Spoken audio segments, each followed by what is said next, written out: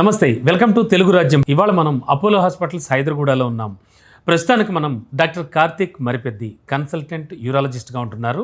And doctor గారితో మాట్లాడదాం. Urology దేనికి సంబంధించింది, అలాగే ఎటువంటి ప్రాబ్లమ్స్కి సాల్వేషన్స్ ఇస్తుంది, ఇప్పటివరకు ఎంతమందిని డాక్టర్ గారు ట్రీట్ చేశారు, అలాగే ఎటువంటి సమస్యలతో వస్తూ ఉంటారు, యూరాలజీకి సంబంధించి ఆయన వద్దకు వచ్చేటువంటి సమస్యలు ఏ స్థాయిలో ఉంటాయి, అండ్ ఇవి సర్జరీ స్థాయి వరకు కూడా వెళతాయా, జనరల్గా యూరినరీ ట్రాక్ ఇన్ఫెక్షన్స్ కానీ ఇవన్నీ కూడా వాటికి సంబంధించి అన్నీ కూడా డాక్టర్ గారిని అడిగి తెలుసుకుందాం.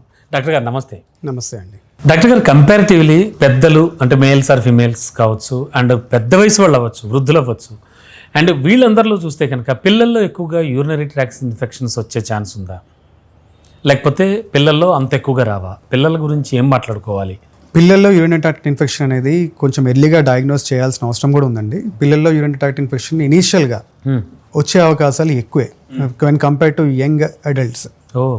ఎందువలనంటే వాళ్ళకి ఫస్ట్ థింగ్ ఏంటంటే యూరినరీ కంట్రోల్ అనేది కొంచెం లేట్ వచ్చినా కానీ, నాక్టర్నల్ ఎన్యూరిసిస్ అంటే బెడ్ వెయిటింగ్ ఏమైనా ప్రాబ్లం ఉన్నా కానీ అట్లాంటప్పుడు యూరినరీ ట్రాక్ట్ ఇన్ఫెక్షన్ డెవలప్ అయ్యే అవకాశాలు ఉంటుంది. రెండోది ఏంటంటే కాన్స్టిపేషన్ ఉన్నా కానీ, మోషన్ ఫ్రీగా పాస్ చేయకపోయినా కానీ వీళ్ళల్లో కూడా ఇన్ఫెక్షన్ వచ్చే అవకాశాలు ఉంటుంది. And second most thing which is very common in males అంటే మగపిల్లల్లో కామన్గా ఉండే ఏంటంటే ఫైమోసిస్. అందరికీ ఫిజియోలాజికల్ ఫైమోసిస్ ఉంటుందండి. ఫిజియోలాజికల్ అంటే ఏంటంటే పుట్టుకతోటే స్కిన్ అనేది, అంగం పైన చర్మం అనేది ఏదైతే ఉంటుందో అది వెనక్కి రాకుండా ఫిజియోలాజికల్గా చిన్నగా ఉంటుంది ఓపెనింగ్ ఫస్ట్లో. సో అలాంటప్పుడు ఏంటంటే మరీ చాలా చిన్నగా ఉందనుకోండి, అది రాను వెడల్పు అవ్వకుండా, వెడల్పు చేయకుండా అలానే ఉంది అంటే మాత్రం దాంట్లో అట్లాంటి వాళ్ళలో ఇన్ఫెక్షన్ డెవలప్ అయ్యే అవకాశాలు ఎక్కువ. ఎస్ సార్, అందుకని వాళ్ళు దాన్ని కట్ చేయించుకోవడం కానీ సర్జరీ చేయించుకోవడం మంచిది వాళ్ళకి. ఇనిషియల్గా కన్సర్వేటివ్ అంటే కొన్ని అప్రోచెస్ కూడా ఉన్నాయండి. మామూలుగా ఏం చేస్తారంటే స్నానం చేయించినప్పుడు కొంచెం నీళ్ళు పోసి కొంచెం వెనక్కి చేస్తూ ఉంటారు. సో అలాంటప్పుడు చిన్నగా ఉన్న హోల్ కొంచెం ఓపెన్ అప్ అయ్యి నార్మల్గా వచ్చే అవకాశాలు, ఎదిగే కొద్దీ వచ్చేసే అవకాశాలు ఉంటాయి. రెండో ఏంటంటే ఒక స్టీరాయిడ్ క్రీమ్ అప్లై చేస్తారు. అది లెస్ దెన్ 5 years పిల్లల్లో ఏంటంటే అది బాగానే పనిచేస్తుంది. చిన్న క్రీమ్ అప్లై చేసి కొంచెం వెడల్పు చేస్తూ ఉంటుంది. స్కిన్ కొంచెం అది పల్చబడి కొంచెం వెనక్కి వచ్చే అవకాశాలు ఈజీగా ఉంటుంది అన్నమాట. అది ఓన్లీ పిల్లలకి మాత్రమే. రెండో ఏంటంటే ఒకవేళ వాళ్ళకి హోల్ అనేది చాలా చిన్నగా ఉంది, వెనక్కి రావట్లేదు అంటే మాత్రం డెఫినెట్గా సుంతి ఆపరేషన్ చేయించుకోవాల్సిందే. సో దానికి సర్జరీ డెఫినెట్గా. ఎందుకంటే వాళ్ళకి వన్స్ ఇన్ఫెక్షన్ డెవలప్ అయింది అంటే మాత్రం పిల్లల kidneys are very vulnerable to damage infection తోటి. ఒకవేళ ఇన్ఫెక్షన్ ఏర్పడిందంటే చిన్న చిన్న స్కార్స్ ఫామ్ అవుతాయి కిడ్నీలో, అది పర్మనెంట్గా ఉండిపోద్ది అనమాట. సో చిన్న ఇన్ఫెక్షన్ వల్ల కిడ్నీ డ్యామేజ్ అనేది కొంచెం ఇబ్బందికరమైన విషయం. సో అట్లాంటి వాళ్ళు ఏంటంటే మనకి ఇన్ఫెక్షన్ మళ్ళీ రాకుండా చేయాలి అంటే మాత్రం ఆ సుంతి ఆపరేషన్ చేసుకుంటే మళ్ళీ వచ్చే అవకాశం బాగా తగ్గించవచ్చు. ఇప్పుడు చాలామంది తమకు తెలియకుండానే చాలా వయసు వచ్చే వరకు కూడా ఈ సుంతి ఆపరేషన్ చేయించుకోవడం అనేది కూడా జరగదు చాలామంది విషయంలో.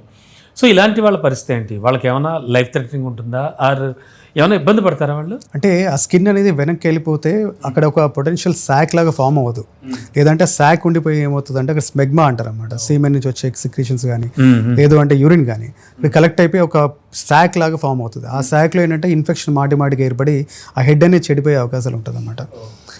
అది క్రానిక్ రాంగ్ స్టాండింగ్ ఉందనుకోండి, ఆ ఇన్ఫెక్షన్ బాగా ఎక్కువ మోతాదులో చాలా రిపీటెడ్గా వచ్చింది అనుకోండి, అలాంటి వాళ్ళలో క్యాన్సర్ డెవలప్ అయ్యే అవకాశాలు కూడా ఉంటుంది. పెనైల్ క్యాన్సర్ అంటారు అన్నమాట, వచ్చే అవకాశాలు కూడా ఉంటాయి అన్నమాట. అండ్ ఎస్పెషల్ ఇన్ డయాబెటిక్స్ చాలామంది ఇప్పుడు ఈ రోజుల్లో ఏం చూస్తున్నామంటే young male patients they are coming with infection of penis. ఆ ఫోర్ స్కిన్ ఇన్ఫెక్షన్ తర్వాత హెడ్ ఇన్ఫెక్షన్తో వస్తున్నారు అన్నమాట.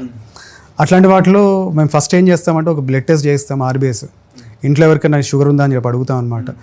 ఉంది అంటే కంపల్సరీ చేస్తాము. చేయించినప్పుడు వాళ్ళకి సర్ప్రైజింగ్లీ ఒక 80% వాళ్ళకి ఆ ఇన్ఫెక్షన్తో వచ్చిన వాళ్ళలో డయాబెటీస్ డిటెక్ట్ చేస్తున్నాం. అంటే డయాబెటీస్ ఉంటే ఖచ్చితంగా 25 years 30 yearsలో డయాబెటీస్ ఐడెంటిఫై అవుతుంది వాళ్ళకి. సో డయాబెటిక్స్లో ఏంటంటే బెలెనోపాస్టైటిస్ అంటే foreskin infection, skin penile head infection అనేది వెరీ కామన్ అనమాట.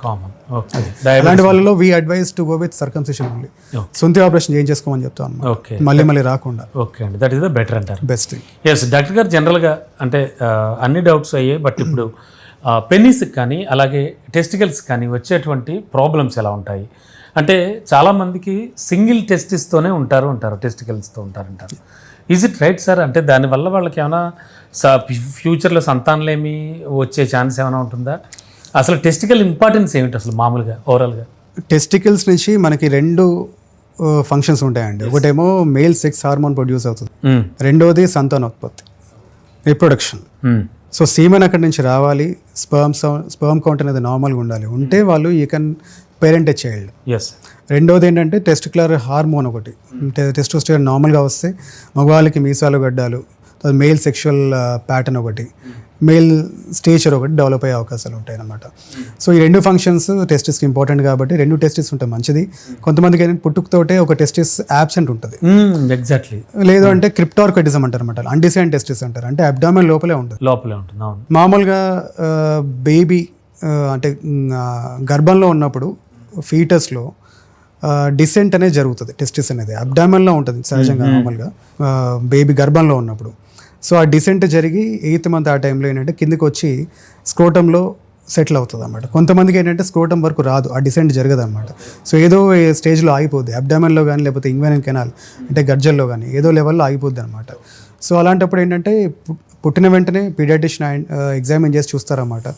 కింద అంతా నార్మల్గానే ఉంది, స్క్రోటం నార్మల్గా వెల్ డెవలప్డ్ ఉంది, 2 టెస్టికల్స్ నార్మల్గానే ఉన్నాయంటే మాత్రం ఇంకేం రిఫర్ చేయరు. లేదు ఒక టెస్టిస్ యాబ్సెంట్ ఉంది, లేదా 2 టెస్టిస్లు యాబ్సెంట్ ఉన్నాయి, స్క్రోటం సరిగ్గా డెవలప్ అవ్వలేదంటే మాత్రం రిఫర్ చేస్తారన్నమాట. అప్పుడు ఏం చేస్తాం, చిన్న స్కాన్ చేస్తాము. ఆ స్కాన్లో మనకి ఏం తెలుస్తుంది అంటే టెస్టిస్ ఏ లెవెల్లో ఉంది, దాన్ని సాల్వేజ్ చేయొచ్చా అంటే కింద తీసుకొచ్చి పెట్టచ్చా సర్జరీ చేసి మనం డిసైడ్ చేయొచ్చు అనమాట. సో ఒకవేళ బాగా డిలే అయిందనుకోండి, అయినప్పుడు ఏం చేస్తామంటే స్కాన్ చేసి ఒకవేళ టెస్టిస్ బాగా నొబ్బింది చాలా చిన్నగా ఉంది అంటే మాత్రం దాన్ని తొలగించడం మంచిది. ఎందుకు అంటే టెస్టిస్ ఒకవేళ దాన్ని ఉండాల్సిన పొజిషన్ లేకుండా లోపల ఎక్కడ ఉందనుకుంటే దాంట్లో క్యాన్సర్ డెవలప్ అయ్యే అవకాశాలు ఎక్కువ. తీసేయడం మంచిది కదా అనేది తీసేయడం మంచిది. అట్ ది సేమ్ టైం ఏంటంటే దాని నుంచి మనం డిస్కస్ చేసిన ప్రొడక్షన్ అనేది టెస్టోస్టెరాన్ ప్రొడక్షన్ కానీ స్పర్మ్ ప్రొడక్షన్ కానీ ఎలాగో ఉండదు స్మాల్ టెస్టిస్లో. అలాంటప్పుడు దాన్ని తీసేయడం మంచిది. లేదు టెస్టిస్ సైజ్ నార్మల్గానే ఉందంటే మాత్రం in spite of having increase risk of cancer in testis కింద తీసుకొచ్చి పెడతాం అనమాట. So that we can easily identify. ఒకవేళ దాంట్లో ఏమైనా గడ్డ డెవలప్ అయింది అనుకోండి, పీరియాడిక్ ఎగ్జామినేషన్లో మనము పాల్పేట్ చేసి పట్టుకొని ఒకవేళ గడ్డ డెవలప్ అయిందంటే వెంటనే మనము సర్జరీ ఏమని ప్లాన్ చేయొచ్చు. అదే టెస్టిస్ ఒకవేళ అబ్డామిన్ లోపల ఉందనుకోండి, మనం దాన్ని ముట్టుకోలేము, పట్టుకొని పాల్పేట్ చేయలేము. సో లోపల గడ్డ పెద్దగా డెవలప్ అయ్యి క్యాన్సర్ స్ప్రెడ్ అయిపోయే అవకాశాలు ఉంటాయి. అందుకు అది మంచిది ముందుగా.